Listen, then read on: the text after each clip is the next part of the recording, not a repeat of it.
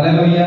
एक बार फिर से हम आज क्रूस की उस गाथा से संबंधित उन 7 वाणियों को देख रहे हैं जो यीशु मसीह ने उस बड़े दुख और क्लेश के समय में दुनिया के लिए एक छाप दी, एक ज्ञान के रूप में और एक आत्मिक संदेशों के रूप में इन 7 प्रकार की वाणियों को उस स्थान से, उस तकलीफ के समय में ये सोचनी नहीं है और ये असंभव सा काम लगता है। उस असंभव से कार्य को संभव बनाने के लिए ये 7 वाणियों का प्रयोग यीशु मसीह ने क्रूस पे से किया है, उपयोग प्रभु यीशु मसीह ने क्रूस पे से किया है।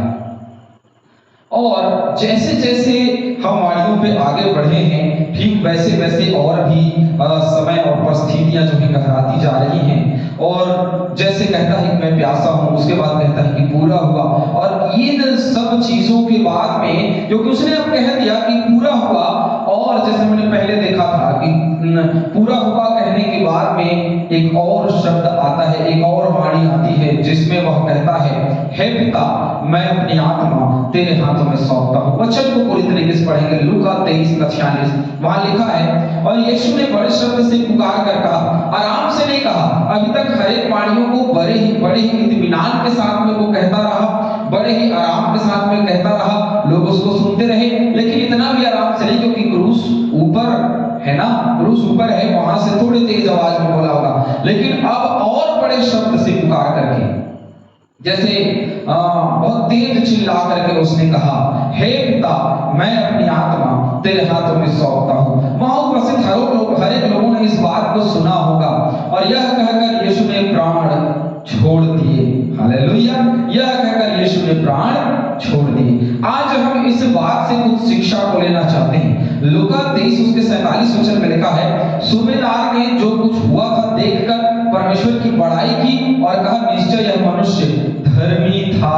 तो जैसे ही उसने अपनी आत्मा पिता को सौंपी, एक बड़ी गवाही सूबेदार के लिए हम देखते हैं। और सूबेदार ने यह कहा कि निश्चय यह मनुष्य धर्मी था।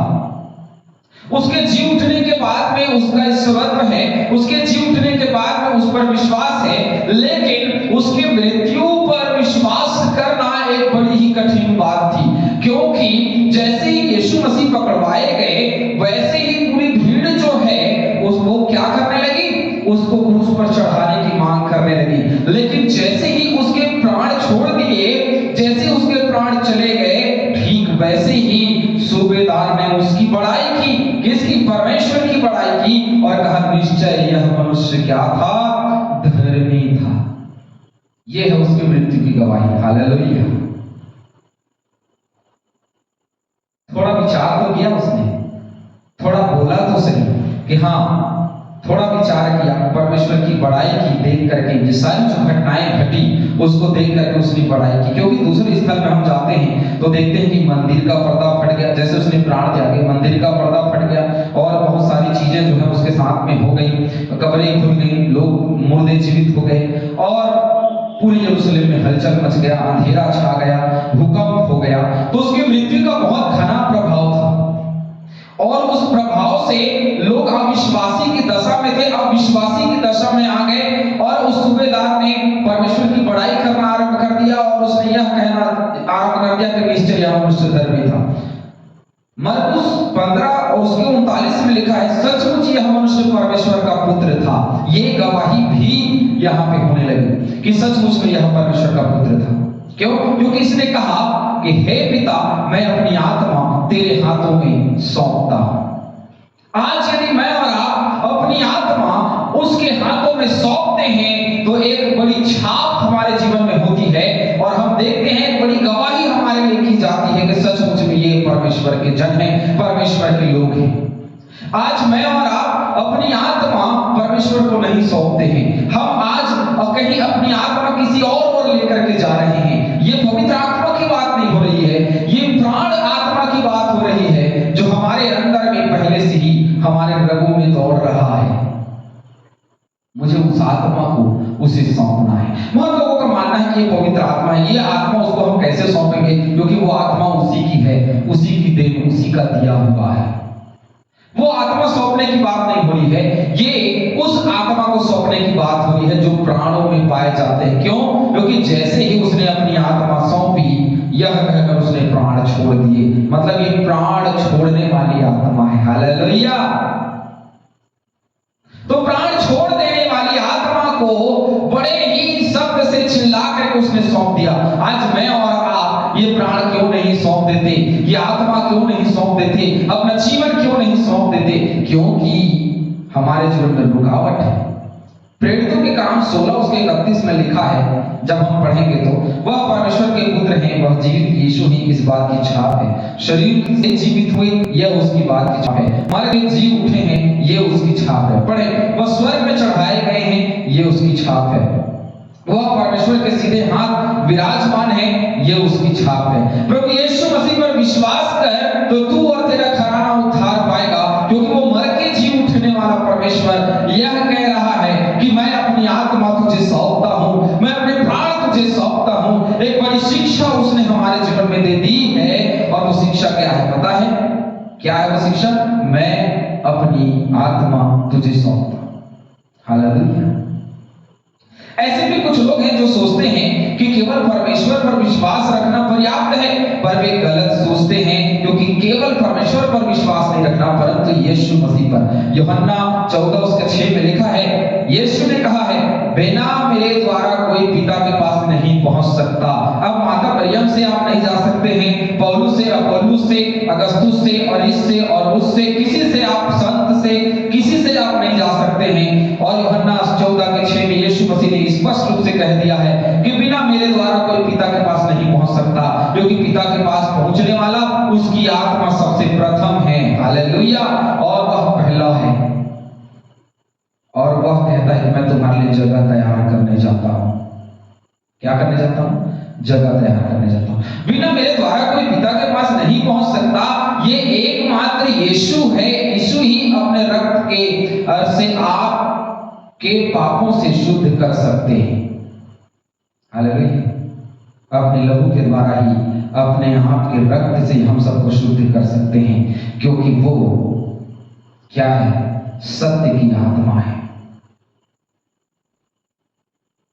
अगर हम आज भी यह सोचते हैं कि जो कुछ भी परमेश्वर के वचन में जो उसने इस्तेमाल किया है, जो बोला है, यदि आज भी हमको लगता है, क्योंकि मैंने पहले आप लोगों को कहा था कि मेरा सारा दंड था उसने भर दिया, मैं पाप में पड़ा हुआ था, जो गहरा दाग था उसको उसने बर्फ के समान, हिम के समान श्वेत कर दिया। हालेलुया। क्योंकि जब यीशु ये सब कर चुका, उसने मेरे पापों से क्षमा दे दिया, उसने मुझे अपने लहू के द्वारा, क्योंकि वो याजक है और याजक ही लहू लेकर के जाता है, और याजक जब उसके पास, जब परमेश्वर के पास गया अपनी लहू लेकर के, तो निश्चय ही हम शुद्ध किए गए, क्योंकि बलिदान रक्त से, रक्त का छिड़काव पवित्र महापवित्र स्थान में, और चढ़ावा वो महापवित्र स्थान में धूप वेदी में, और उसके बाद उस बलिदान के द्वारा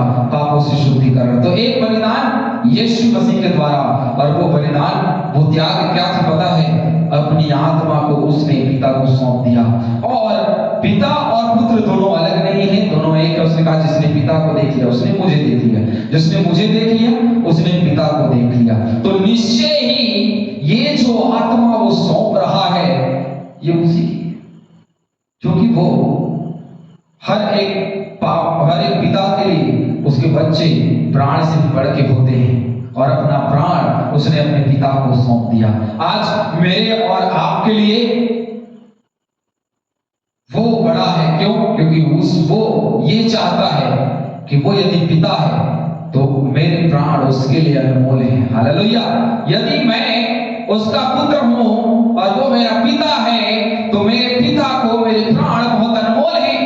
यदि माँ बाप को कुछ, बच्चों को कुछ हो जाता है तो माँ बाप को बहुत तकलीफ होती है, ठीक वैसे ही जब प्रभु हमको देखता है, हमको कुछ होने लगता है, उसको तकलीफ होने लगती। यदि मैं और आप पाप में गिरने लगते हैं तो उसको तकलीफ होने लगती, क्योंकि यीशु मसीह यरूशलेम में प्रवेश करने से पहले रोया। यह स्पष्ट बात है, ये वही आत्मा है जो दुखित थी, ये वही प्राण है जो दुखित थी, और यही प्राण है जो यह भी कहता है कि यह कटोरा मेरे सामने से टल जाए, लेकिन वह कटोरा उसके सामने से टलने वाला नहीं था, क्योंकि उसके प्राण जाने थे और कहां जाए थे? परमेश्वर के हाथ में, और उसने अपने प्राण सौंप दिए। हालेलुया। आज मेरे और आपके पास में अवसर है कि मैं और आप अपने प्राण उसको सौंप दें। जीवित रहते हुए प्राण सौंप सकते हैं, उसके बाद प्राण कोई सौंप नहीं सकता। यह बात यीशु मसीह ने स्पष्ट रूप से कह दिया, क्योंकि मरने के बाद वो धर्मी जीवन बिताया, लेकिन मरने के बाद यह पुकार करके अपने प्राण को सौंप देना, ये बहुत बड़ी शिक्षा है। आप याद रखिए इस बात को, और ये शिक्षा भूलने योग्य नहीं है। जो भूल जाता है वह इस शिक्षा से बहुत अलग है, बहुत अनभिज्ञ है।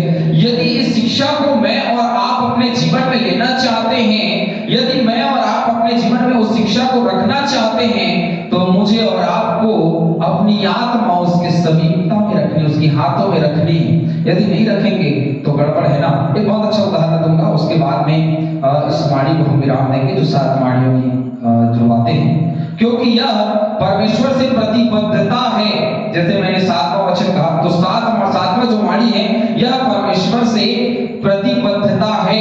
यदि मैं परमेश्वर से जुड़ना चाहता हूं तो मुझे अपने जीवन में उसको समझना पड़ेगा।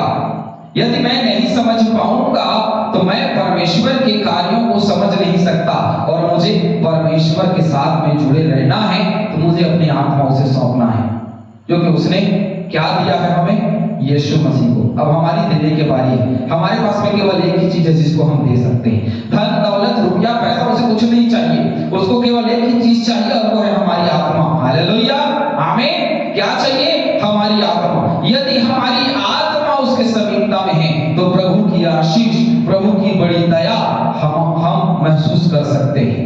आमीन। 7 वाणियों को जैसे हमने देखा है, इन 7 वाणियों को आप नजर जब डालते हैं तो ये 7 वाणी जो है अपने आप में बहुत अद्भुत बात कहती हैं। पहली वाणी में हम जाते हैं तो क्षमा की बात है, दूसरी वाणी में उद्धार की बात है, तीसरी वाणी में प्रेम की बात है, चौथी वाणी में क्रोध की बात है, और 5वीं वाणी में दुख का उठाना, एक बहुत ही कठिन समय से जूझना, 6वीं वाणी जो है वो प्रायश्चित के रूप में, और 7वीं वाणी परमेश्वर से प्रतिबद्धता, अर्थात एक ऐसी वाचा जो प्राण जाने तक विश्वासी रहने की बात करता है। मैं और आप प्राण जाने तक विश्वासी रहें, प्रभु में बने रहें, तभी मेरे और आपका उद्धार संभव है। प्रभु आप सभी को बहुतायत से आशीष दे।